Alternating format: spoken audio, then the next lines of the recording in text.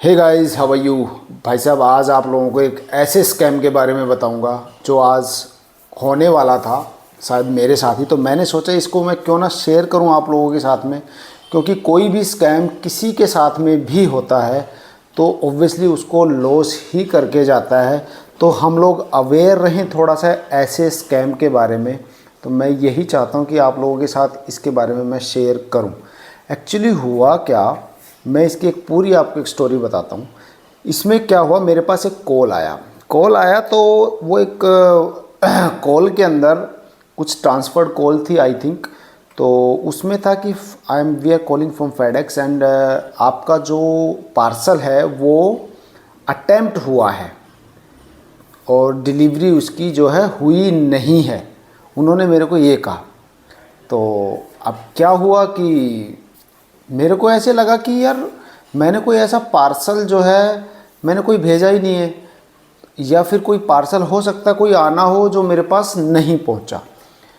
अब उस कॉल के अंदर ही तो उसमें कुछ ऑप्शंस आ रहे थे, if you want to talk to our customer care please call at this number. वो फेडेक्स के नाम पे बेसिकली कॉल था कि फेडेक्स कंपनी कोई पार्सल डिलीवरी कर रही है और वो पार्सल आपका अटेम्प्ट हो गया है। तो अब समझ में ये नहीं आ रहा था कि एग्जैक्टली मैंने ऐसा कोई पार्सल बुक भी नहीं किया या मेरे पास कोई पार्सल आना भी हो, मेरे पास कोई डिटेल्स नहीं थी। बट मैंने फिर भी सोचा कि हो सकता है कि कोई पार्सल इधर उधर से आ रहा हो, तो मैंने सोचा चलो एक बार फिर भी एक बार बात करके देख लेता हूँ। तो मैंने उसके कस्टमर केयर का, जैसे वो कह रहे थे कि भाई आप एक दबाइए तो आप हमारे कस्टमर केयर से बात कर सकते हैं। मैंने जैसे ही एक दबाया वो कॉल कनेक्ट हुई। कनेक्ट होने के बाद में कॉल में आगे से मेरे को रिप्लाई आता है। मैंने उनसे पूछा एक्चुअली ऐसी सी बात है, मेरा कोई पार्सल नहीं था, वैसे आना नहीं था, बट फिर भी मेरे पास कॉल आया कि मेरा कोई पार्सल आना था या वो अटेम्प्ट हो गया, ये है वो है।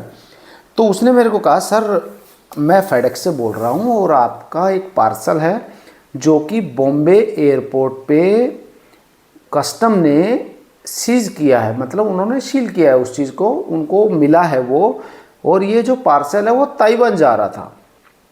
मैंने कहा यार मैंने तो ऐसा कोई पार्सल नहीं भेजा। तो उन्होंने कहा सर माइट भी हो सकता है कि आपकी कोई डिटेल्स शेयर हुई हो किसी के साथ में या आपने बुक किया हो। मैंने कहा मैंने बुक भी नहीं किया, पर मेरे पास जो कॉल आया है अभी उसमें आप लोग कह रहे हो कि कोई पार्सल आपका आना था या वो डिलीवर्ड होना था, तो वो नहीं हुआ। तो इसीलिए मैंने कॉल किया कि ऐसा क्या है कि जो मेरे से रिगार्डिंग कोई पार्सल है। उन्होंने कहा सर ऐसा है, आप एक काम कीजिए, एक्चुअली माइट भी हो सकता है कोई आपकी डिटेल्स को यूज़ कर रहा हो, आपके आधार को यूज़ कर रहा हो। मैंने कहा चलो कोई बात नहीं है, तो फिर अब क्या करेंगे, क्योंकि अब तो आपने मेरे को वैसे भी परेशानी में डाल दिया है। तो मैंने कहा ये जो पार्सल है ये किस टाइप का पार्सल था। उन्होंने कहा सर ये एक इलीगल पार्सल था जो कि बॉम्बे कस्टम ने उसको अपने हाथ में लिया हुआ है, आज की डेट में उनके पास में है वो पार्सल, क्योंकि लेकिन उसके साथ में आपका आधार कार्ड जो है वो अटैच्ड है और आपकी डिटेल्स है, आपके फ़ोन नंबर्स है। मैंने कहा जब आपने पार्सल बुक किया उस टाइम पे आप लोग फ़ोन नंबर, मोबाइल नंबर्स भी लेते होंगे, और नंबर लिया है आपने, बुकिंग भी की होगी, और बुकिंग की है अगर तो ऑब्वियसली वहाँ मेरा नंबर आपने, मेरे नंबर पे ही आपने स्लिप जनरेट की होगी। मेरे पास कोई कुछ ना कुछ तो टेक्स्ट आना चाहिए ना उसका। तो उन्होंने कहा सर नहीं, टेक्स्ट तो शायद हो सकता है आपके पास नहीं आया, लेकिन हमने 29 नवंबर को ये पार्सल बुक किया था, फेडेक्स से जो बुक हुआ था। और मैंने कहा ये जो पार्सल था, इस पार्सल में बेसिकली क्या आइटम था, कुछ आप मेरे को बताएंगे इसके बारे में, क्योंकि अब आप लोगों ने मेरे को कहा है कि भाई ये आपका पार्सल था, इलीगल पार्सल था, बॉम्बे कस्टम ने इसको अपने पास रखा हुआ है। तो मैंने कहा अब क्या होगा। तो उन्होंने कहा सर अगर आप चाहते हो तो हम आपकी हेल्प कर सकते हैं, लेकिन उससे पहले मैं आपको इसके कंटेंट के बारे में बता देता हूँ कि इसमें क्या था। तो उन्होंने बताया इसके अंदर 5 पासपोर्ट और उसमें आपका 4 केजी क्लॉथ और 200 ग्राम MDMA, कोई ड्रग्स वगैरह होती होगी माइट भी, जैसा कि थोड़ा सा पीछे भी सुनने में आया था। और उसके अंदर 4 क्रेडिट कार्ड, 4 जो भी कार्ड्स थे, जो बैंक के कार्ड्स थे, और उसमें आपका 30,000 इंडियन करेंसी ये था। तो मैंने कहा यार इस टाइप का तो मैंने तो कोई भेजा भी नहीं, लेकिन चलो आप कह रहे हो कि ये बॉम्बे से बुक हुआ है। मैंने कहा but I am calling from Delhi, क्योंकि मैं तो दिल्ली में रहता हूँ। तो उन्होंने कहा सर हो सकता है आपकी किसी ने यूज़ की हो डिटेल्स, आपने कभी शेयर किया। मैंने कहा शेयर तो यार होता ही रहता है, क्योंकि कोई भी मान लो हम बुकिंग्स करते हैं या कहीं पे भी हमें कोई आधार कार्ड देना है या हमें ऑनलाइन किसी कंपनी को भेजना है, XYZ बहुत सारी बुकिंग्स में उसकी रिक्वायरमेंट होती है, चाहे हम होटल्स में जाए। तो उन्होंने कहा सर ऐसा है, मैं एक काम करता हूँ। मैंने कहा अब ये कैसे होगा। एक्चुअली क्या था, देखो सबसे बड़ी बात तो ये है कि जब वो कॉल आया, वो कॉल था मान लो एक मोबाइल नंबर से कॉल था, लेकिन मैंने उस टाइम पे यही सोचा कि शायद ये सही कॉल है, फेडेक्स से ही कॉल है, क्योंकि वो जो कॉल्स कनेक्ट हो रही थी, जैसे हमारे IVR से इधर से उधर जो कॉल्स कनेक्ट होती हैं, ऐसे ही सेम प्रोसेस में था। तो उन्होंने मेरे को कहा सर अगर आप चाहते हो तो मैं आपको, उसने अपना एक फेडेक्स का नाम से कुछ एक ID वाईडी भी दिया कि मैं ये बोल रहा हूँ, अमित शर्मा मेरा नाम है और आप इस पर कॉल कर लीजिए। मैंने कहा यार अभी इसका कंप्लेंट तो करने के लिए मेरे को क्या करना पड़ेगा, मैं ऑनलाइन कंप्लेंट करूँ इसकी या फिर कैसे क्या करना। कह रहे सर या तो आपको बॉम्बे साइबर क्राइम ब्रांच में जाना पड़ेगा, वहाँ पे आपको अपनी कंप्लेंट देनी पड़ेगी ताकि आपके साथ इन फ्यूचर ना हो ऐसी कोई चीज़, और वो लोग भी मान लो उनको भी इंटीमेशन हो जाए कि आपने पहले भी कोई कंप्लेंट की है। मैंने कहा चलो कोई बात नहीं, मैं कंप्लेंट कर देता हूँ। तो मैंने उसको ये कहा कि कंप्लेंट मैं कर देता हूँ। तो वो बोला कि मैं सर एक काम करता हूँ, आपकी कॉल्स को ना मैं ऑनलाइन कनेक्ट कर देता हूँ और साइबर क्राइम ब्रांच से। तो मैंने कहा अगर आप लोग हेल्प कर सकते हो तो आप करो कनेक्ट। तो उसने कनेक्ट किया, कनेक्ट करने के बाद कोई दूसरा पर्सन वहाँ से बोलता है जी सर, मैंने we are calling from cyber crime branch this. उसने मतलब उठाते ही ऐसे ही बोला। तो मैं भी थोड़ा सा यही सोच रहा था कि हाँ शायद वही होगा, क्योंकि मुझे अपनी कंप्लेंट रजिस्टर्ड करानी थी और वो बस एकदम मैं बैठा था तभी उस टाइम कॉल आया। तो थोड़ा सा कुछ ज़्यादा समझने का टाइम नहीं मिला जो नॉर्मली लोगों के साथ होता होगा।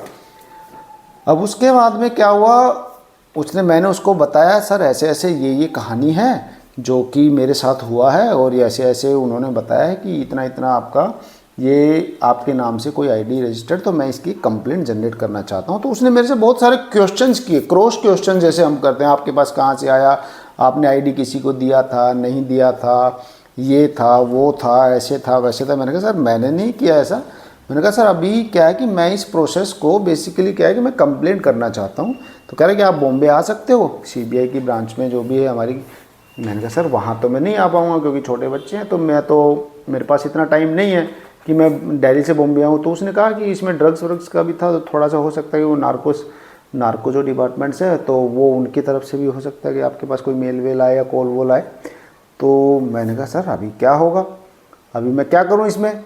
तो उन्होंने कहा आप एक काम कीजिए, आप अगर रजिस्टर करना चाहते हो कंप्लेंट को तो आप ऑनलाइन रजिस्टर कर सकते हो, लेकिन आपके पास स्काइप है। मैंने कहा सर स्काइप तो मैं यूज़ नहीं कर रहा हूँ, बाकी इस कार्ड से उन्होंने ट्रांजैक्शन किया हुआ है कि आपका इस कार्ड से कुछ एक उन्होंने कार्ड नंबर भी बताया कि ICICI बैंक का कार्ड है और उसमें ये 2131 आपका लास्ट डिजिट नंबर है, इस नंबर से आपकी वो पेमेंट हुई थी जो आपने बुकिंग कराई थी। मैंने कहा मैं तो ऐसा कोई कार्ड भी यूज़ नहीं करता हूँ। उन्होंने कहा कोई बात नहीं, हम आपकी एक कंप्लेंट रजिस्टर कर लेते हैं, लेकिन आप एक काम कीजिए, आप स्काइप है तो स्काइप के थ्रू हम आपको प्रोसेस बता देते हैं आप, ताकि आपको इन फ्यूचर कोई दिक्कत नहीं होगी। मैंने कहा जी चलो कोई बात नहीं। स्काइप का मैंने ID बनाया, तुरंत ID बना के मैंने उससे हाय हेलो किया। तो उन्होंने कहा कि हाँ जी प्रवीण जी बताइए। मैंने कहा सर सो एंड सो, बाकी तो बात तो मैंने बताई दी है, जो भी है। वो प्रकाश नाम से कुछ आ रहा था उसके ID में, तो मेरे को थोड़ा सा लगा कि ये ID थोड़ा सा कुछ लग रहा है गड़बड़ सा है, क्योंकि CID की ID इतनी लंबी ID, उस हिसाब से थोड़ा सा उसमें कुछ नंबर XYZ JG वो पता नहीं क्या क्या दे रखा था। पर फिर भी मैंने कहा ऐसे ऐसे कंप्लेंट्स मेरे को डालनी थी, क्योंकि तो उन्होंने कहा आप एक काम कीजिए, आप अपना पूरा नाम स्काइप पे टाइप कर दीजिए। अब मेरे को थोड़ा सा क्लिक होने लगा कि यार स्काइप पे टाइप क्यों करा रहा है। स्काइप क्या, आप अपना नाम लिखिए, आपकी डेट ऑफ बर्थ लिखिए, उसके बाद आपका जो आधार का UID नंबर है वो डाल दीजिए। तो मैंने डेट ऑफ बर्थ भी नहीं डाली, मैंने सिर्फ नाम डाला था उस टाइम। तो मेरे को इंसिस्ट कर रहा था कि डालो आप जल्दी से। तो फिर मेरे को एकदम क्लिक हुआ। मैंने कहा जो ये नंबर आया है मेरे पास, अब ये मेरी डिटेल्स जो मांग रहा है मेरे से, तो मैं इसको स्काइप पे क्यों दूँ ये डिटेल्स।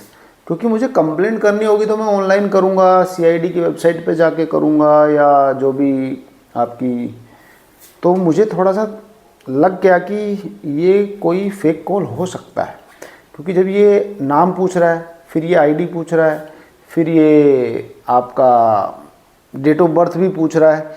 हो सकता है अभी आगे बढ़ेगा तो ये आपसे कोई पेमेंट के रिगार्डिंग भी पूछेगा, कोई चार्जेज हैं छोटे मोटे हमारे, या कंप्लेंट रजिस्टर करने के 30 रुपये, 50 रुपये, 100 रुपये, 200 रुपये, 500 रुपये, जो भी XYZ है, तो वो भी हो सकता है ये मेरे से पूछेगा। तो मैंने उससे पूछा, मैंने कहा are you from CID, is it that is, मैंने उससे यही पूछा कि ये करेक्ट है कि आप CID से हो, क्योंकि आई एम नॉट फीलिंग कि आप CID से हो। और कंप्लेंट अगर मुझे करनी है तो मैं स्काइप के थ्रू क्यों कर रहा हूँ ये प्रोसेस, आप मेरे को ऑनलाइन बताइए कि मेरे को मैं मेल डालूँ, जो भी कुछ है XYZ, या इस नंबर पे मैं मेल डालूँ। तो उसने कहा कि नहीं, वी आर फ्रॉम CID और आप प्रोसेस कीजिए, फटाफट कीजिए, हमारे पास इतना टाइम नहीं होता है। तो मैं फिर वो लैंग्वेज जो थी मैं उसको पकड़ गया, मैंने कहा भैया गड़बड़ है कुछ ना कुछ। तो गाइस मैं आप लोगों को पहले ही थोड़ा सा वेट, क्योंकि 1-2 इंसिडेंट्स पहले भी हुआ है तो मैं उसकी भी एक वीडियो आपको बना के डालूँगा।